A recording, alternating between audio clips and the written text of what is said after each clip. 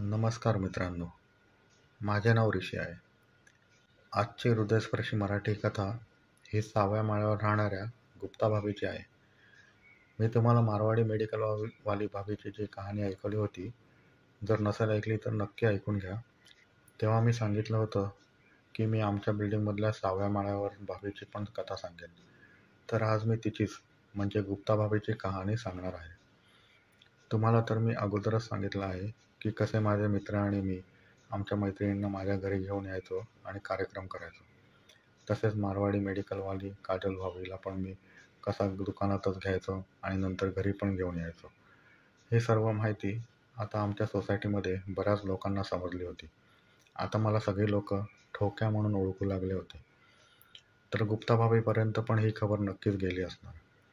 गुप्ता भाभीबद्दल सांगायचं झालं तर ती खूपच सुंदर आणि सुशिक्षित महिला होती. तिची फिगर म्हणजे 32-28-32 अशी होती आणि उंची 5.5 फूट असेल. तिचे डोळे मस्त मोठे मोठे होते. ती समोर आली की माझी नजर त्यांच्यावरच जायची. मला ती बऱ्याचदा लिफ्टमध्ये भेटायची. आम्ही एकमेकांना बघून स्माईल द्यायचो. गुप्ता भाभीचा नवरा कामानिमित्त दुबईला असायचा. तो वर्षातून एकदाच 15-20 दिवसांसाठी घरी यायचा. त्यामुळे गुप्ता भाभी तापलेलीच असायची. मला आमच्या बिल्डिंगपासून 3 बिल्डिंग सोडून राहणाऱ्या माझ्या एका मित्राने सांगितलं की गुप्ता भाभीने एका पेंटरबरोबर कार्यक्रम करून घेतला आहे म्हणे तिच्या घरामध्येच. मी त्याला विचारलं की त्याला कसं माहीत. मग त्याने मला सांगितलं की त्याच्या ओळखीचाच आहे तो पेंटर. त्यानेच माझ्या मित्राला सांगितलं की त्याने कसे तिच्याबरोबर कार्यक्रम केला. त्या पेंटरचे नाव अशोक होते. गुप्ता भाभीने अशोकला फोन करून बोलावले होते. तिला तिच्या घरामध्ये पेंट करून घ्यायचे होते. अशोक आमच्याच एरियामध्ये राहत होता म्हणून पेंटिंगच्या कामासाठी एरियामधली लोक जास्ती करून त्यालाच बोलवायचे. तर गुप्ता भाभीचा फोन आल्यावर अशोक तिला भेटायला गेला. अशोकने घरामध्ये फिरून सगळ्या खोल्या पाहिल्यात आणि गुप्ता भाभीला होणारा खर्च सांगितला. तिने होकार देऊन दुसऱ्याच दिवशी लगेच पेंटचे काम सुरू करायला सांगितले. अशोक दुसऱ्या दिवसापासूनच पेंटिंगच्या कामाला लागला. जास्ती काही मोठं काम नव्हतं म्हणून तो एकटाच सकाळपासून संध्याकाळी उशिरापर्यंत काम करायचा. गुप्ता भाभीला बघून म्हणे त्याच्या मनामध्ये पण नको नको ते विचार यायचे.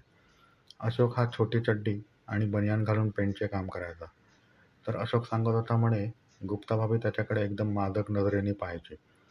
संध्याकाळी अशोक हातपाय धुवायला जायचा तर गुप्ता भाभी त्यालाच पाहत बसायची म्हणे आणि हे त्याला कळालं होतं. पेंटिंगच्या कामाला 2 दिवस उलटून गेले होते. तिसऱ्या दिवशी अशोकने गुप्ता भाभीला ठोकले म्हणे. झालं असं होतं की दुपारच्या वेळेस अशोक हॉलमध्ये पेंट करत होता आणि भाभी बेडरूमचा दरवाजा लावून आत बसली होती.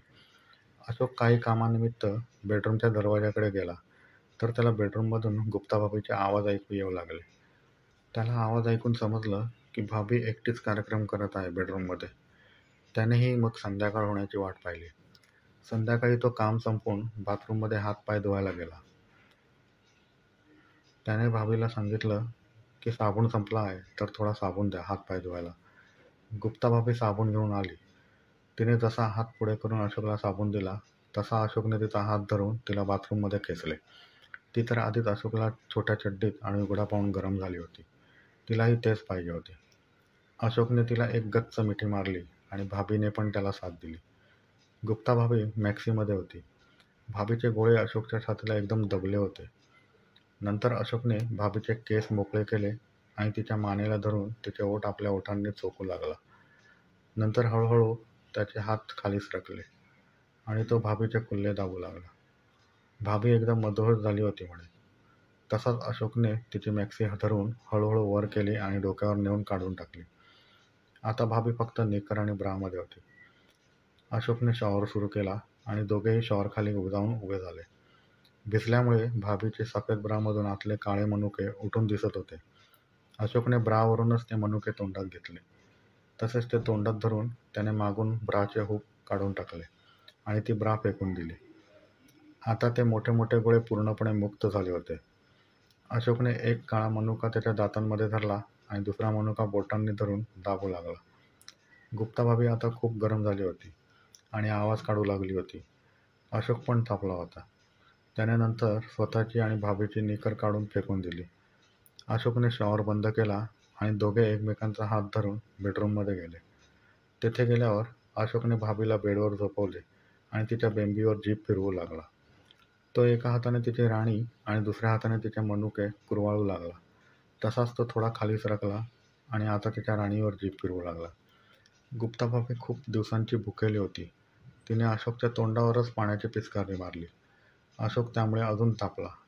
त्याने लगेच त्याचा 7 इंच राजा राणीला भिडवला.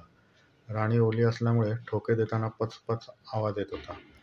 अशोकने 10-15 मिनिटं हा कार्यक्रम चालवला आणि पाणी राणीवरती सोडून दिले. नंतर जितके दिवस अशोक तिथे पेंटिंगचे काम करत होता, तितके दिवस त्या दोघांनी रोज कार्यक्रम केला.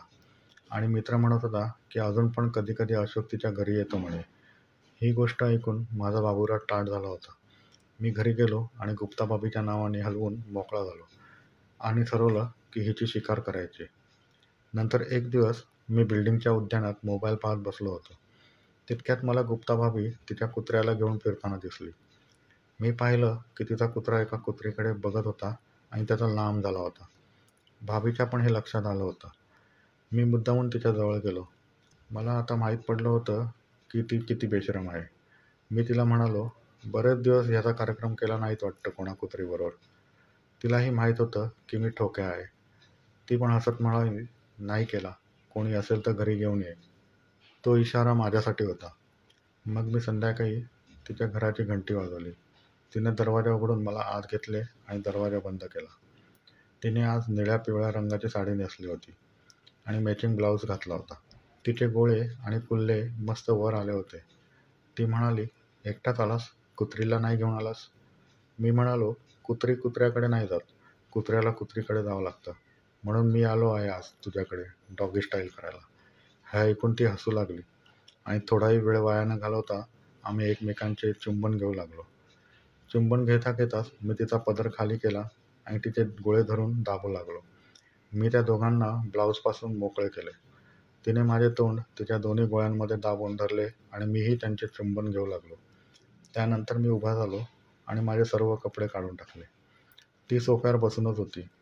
तिने माझ्या राजाला धरला आणि चोखू लागले. 4-5 मिनिट चोखून झाल्यावर मीही तिचे सर्व कपडे काढून टाकले. मी आता खाली गुडघ्यांवर बसलो आणि जसं अशोकने केलं तसं तिच्या बेंबीवर जीभ फिरवू लागलो. थोड्या वेळाने खाली आलो आणि तिच्या राणीवर जीभ फिरवू लागलो. मला पण पिचकारी हवी होती माझ्या तोंडामध्ये. मी जीभ आणि दोन्ही हात चालवून तिला पूर्ण गरम करत होतो आणि शेवटी मला यश मिळालंच. तिने सर्र करून पिचकारी माझ्या तोंडात सोडली. मीही ती पिऊन टाकली. नंतर मी पुन्हा उभा झालो आणि गुप्ता भाभीला म्हणालो, तू आता उलटी फिर, मी डॉगी पोजमध्ये करतो. ती उभी राहून माझे चुंबन घेऊ लागली आणि म्हणाली, माझी खूप वर्षांची इच्छा आज पूर्ण होणार आहे. ती सोफ्यावर गुडघे टेकून डिक्की वर करून तयार झाली. मी थोडीशी थूक लावून माझ्या राजाला राणीबरोबर भिडवलं. 5-10 मिनिट मागून ठोके दिल्यावर ती म्हणाली, आता डिक्कीच्या भोकात घाल. मग मी लगेच तिच्या डिक्कीला आणि राजाला पुन्हा थूक लावली आणि राजाचे तोंड डिक्कीच्या दिशेला नेले. मग मी हळूहळू त्याला आत सरकवू लागलो. आम्हा दोघांनाही दुखत होतं म्हणून आम्ही दोघे ओरडत होतो. पण मी पूर्ण प्रयत्न करून पूर्ण राजा आत टाकलाच. मग मी माझा वेग वाढवला तर गुप्ता भाभी अजून जोराने ओरडू लागली. 10 मिनिट नंतर मी आतच पाणी सोडून दिले. नंतर माझा 3 वेळा आणि तिचा 2 वेळा पाणी निघालं. इतका मोठा कार्यक्रम आम्ही केला. तर असा कार्यक्रम आता आम्ही नेहमीच करू लागलो होतो. अशाच हृदयस्पर्शी मराठी कथा ऐकण्यासाठी आमच्या चॅनलला सबस्क्राईब करा, लाईक आणि शेअर करा. कमेंट करून नक्की सांगा की गुप्ता भाभी कोणाकोणाला आवडली. अजून खूप साऱ्या अशाच मराठी गोष्टी तुम्हाला ऐकायला मिळतील. फक्त तुमची साथ हवी. धन्यवाद.